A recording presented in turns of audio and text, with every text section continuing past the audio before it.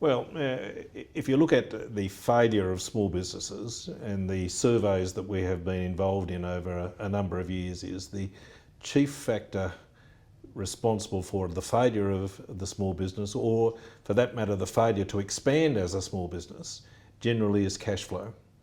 So as the Small Business Minister, what we became very concerned with, and the Small Business Commissioner drove very hard, was, well, if in fact cash flow is our biggest impediment to growing, or alternatively cash flow is the reason why I'm failing, then we ought to be doing something about improving cash flow.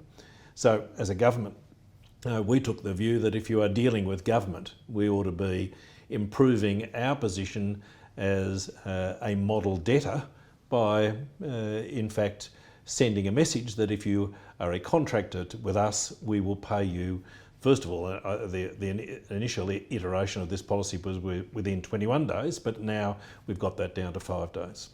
To what extent did that 21-day payment term already improve the situation? Have you been able to measure the tangible success of that? It's hard to measure the factors, and I think that will play out long term. Hopefully we will see less failures of business, but there are a whole lots of reasons why businesses generally may, in fact, we identify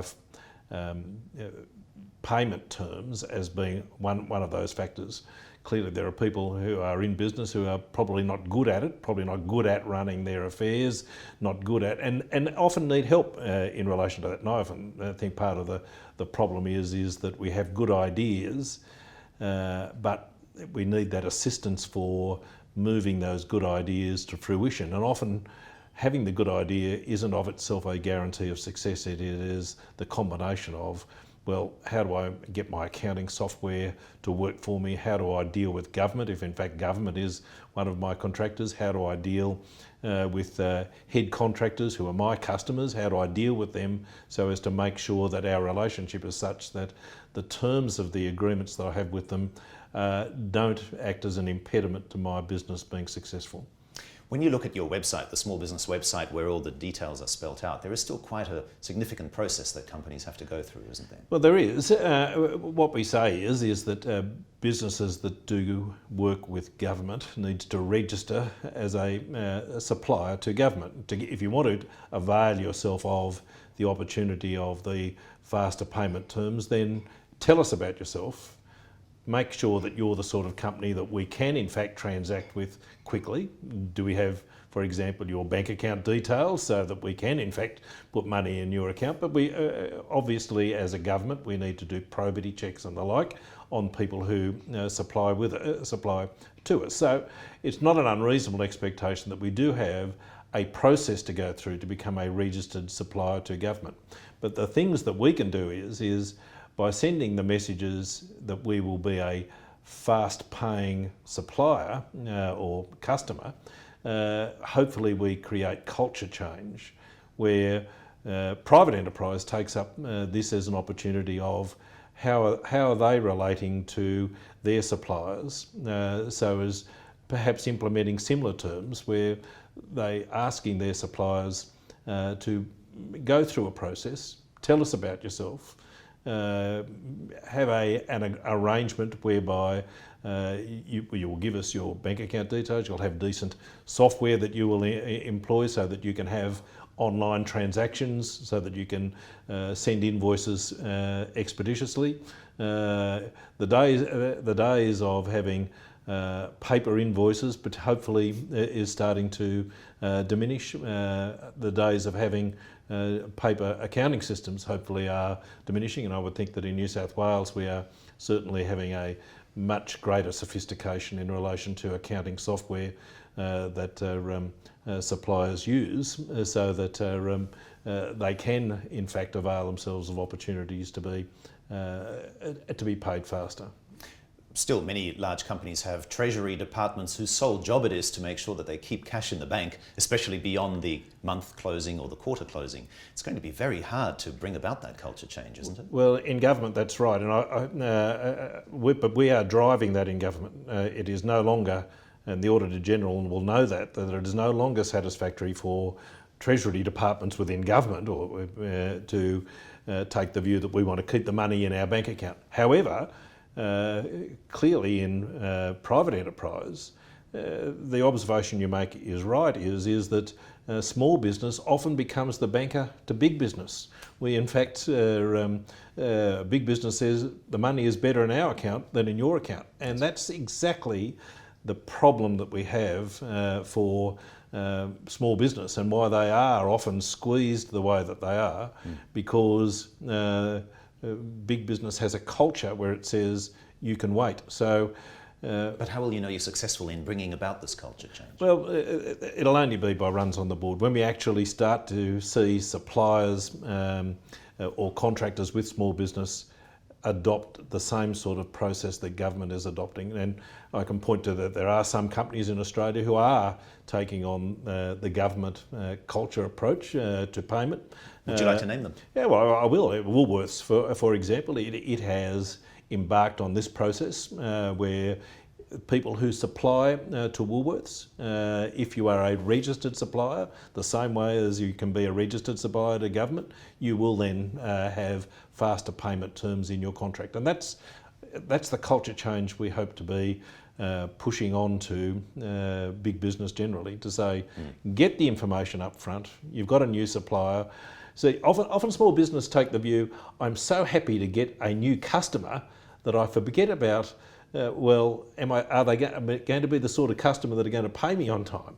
Now, you've got to get over the exhilaration of the new customer being, I've got this great new customer. It's no good having that new customer if they don't pay you. Yes. You go and sit on the beach. They're not a customer. They're not a customer. You've supplied to them. So the education process for the small business is to say, get over the high point of saying, I've just secured this wonderful new contract, to saying, well, but are they the sort of people who are going to, or is it the sort of business which is going to pay me on time? And they also have to go through the same onboarding process, the same as with the government, or whatever the process is. Are you finding that perhaps that might be even a better option? To say for SMEs, you just have to be smarter about when to talk to your customers and how. Not be scared, for example, to bring about a conversation on payment terms early in the relationship. That might then negate, the need for legislation, the need for regulations, and so on. Well, hopefully we don't get to that stage where we need to regulate it. But if we get, you have. Only in relation to government. We've regulated in relation to government because that's what we've got control of. So Treasury has the ability to have a culture where it does pay.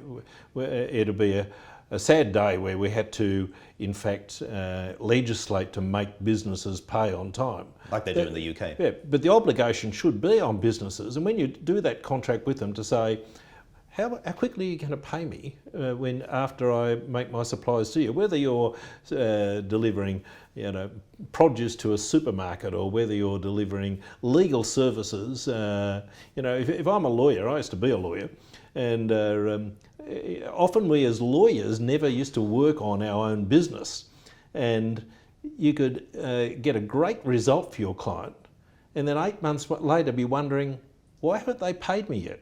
Because you've solved their pain point. I've solved their pain point, and I just haven't, in fact, got the relationship which is such where having reached or got the decision that they potentially want, or got the outcome that they potentially wanted, and being able to say, and there is a connection between pay me on time. So it is an education process to go through, but I'm, from a government perspective, I'm very keen to drive that culture change.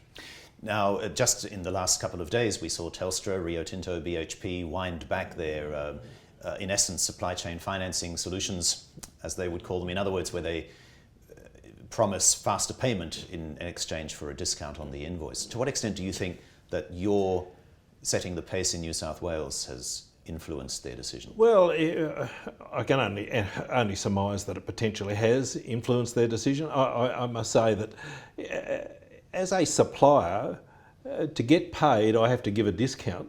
Strikes me as, in one sense, it demeans the value of your business. I have a product that I want to sell. I shouldn't have to give a discount to get paid on time. I should get paid on time because that is the culture which exists between me and my customers. Now, If there are companies that are saying, oh, we will keep the money and keep you waiting unless you give us a discount, then I think that is probably part of the problem, and it reduces the importance that we place on small business. If you take the view, and we've got 700 and odd thousand small businesses in New South Wales, not all of them succeed, but if you take the view that part of their business model is getting paid on time, well, we shouldn't be saying to them, oh, well, you only will get paid if you give a discount. Yes. That's never part of the deal, and I must say that I have an inherent objection towards those companies which adopt a process which says to get paid on time you've got to give a discount.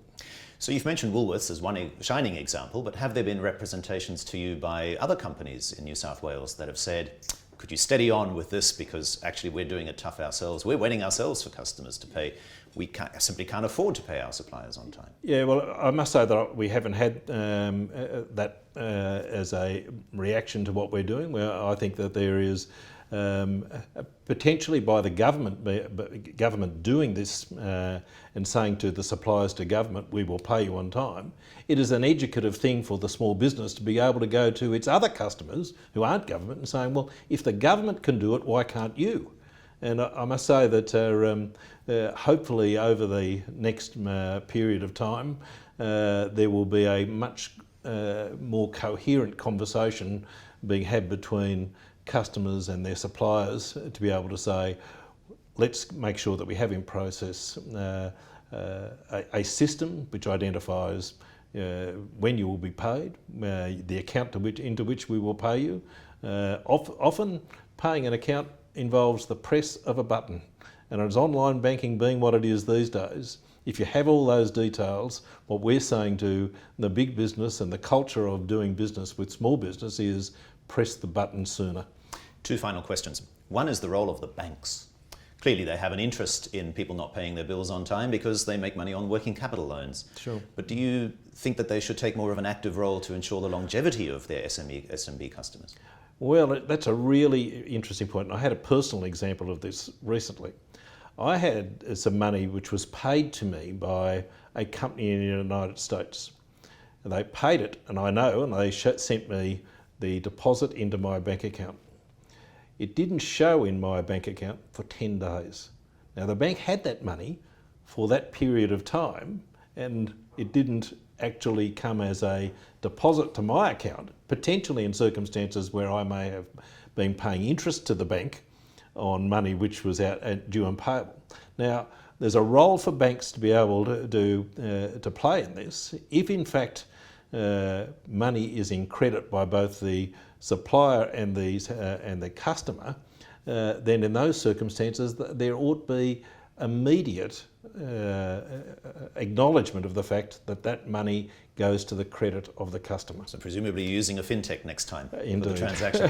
Finally then, technology is often seen as the panacea to solving this issue.